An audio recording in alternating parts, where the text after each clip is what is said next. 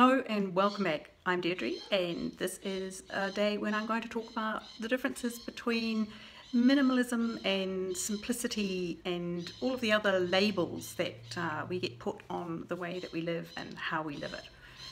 What I've done this week is a very small thing. It's just a tiny little Ikea hack.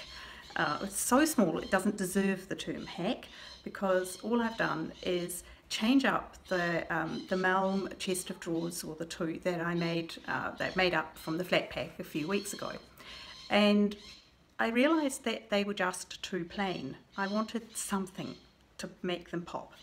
So I'll show you what I did, and it's a very simple thing, but it's just a matter of adding some contrast. But it made me start thinking about the difference between the minimalist look, which is completely pared down. Well, in some cases it's completely pared down, and if you've seen the big documentary that went around last year, I know there was one family that lived in what looked like an empty house. Their kitchen was completely empty. You couldn't see a thing, nothing on the benches at all, and and I knew then that that wasn't something I was going to strive for. So in the process of downsizing, which of course I've done, I've thought a lot about this, because my design background and the building background has really come together to think about how we live and what is really ideal. Well, for me, and for everyone it's a different ideal. For me, I'll show you what I did, and then I'll bring you back and we'll talk about it. It's difficult to film because of the way that my bedroom is set up, but that is the ultimate minimalist chest of drawers, really. Now on the other side, you can see that I've started the process of adding a little bit to it, taking it from minimalist to simple. I think I just wanted a little bit of contrast, so I'm going to finish that now. It is the simplest of simple hacks. I have cut some strips of contact, and when you open the when you open the drawer, you can see that there's an area in here, and that's what I've applied it to. So that's what I'm going to do again now, and I'm going to finish that, and then I'm going to put it back to the way I like it to look, which I think is simple, certainly not minimal. This is the next stage, with the second of the chests of drawers done. I'm having to sit on my bed to do this, and I'm happy with that. It just gives it a little bit of contrast. I don't know, just enough to say it's slightly different from white. And there it is finished, which I'm really happy with. There's enough contrast to just make it lift away from being minimal. All I did was apply the contact between the visible drawers. There's an area, bars between the drawers, that is visible. So for me, that's enough. It just lifts it a little bit. It's about as cheap and as easy as it gets. Easy does not include sitting on the floor cross-legged to fit in between the bed and the chest of drawers while I did it. That was also quite interesting, but hey, I can sit on the floor cross-legged for 10 minutes. It's okay. Thanks, Janet. This is really good. She is my Pilates teacher. And so it was an easy thing to do, little bit of careful cutting, and that's about it. And of course, the other thing is that if I decide I don't like it, I will peel it off and put something else there. It ticks all the boxes as far as I'm concerned for easy and practical.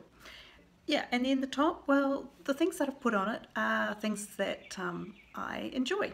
Like my hats, I have to have. This colour hair, you have to look after your scalp because the sun just goes right through.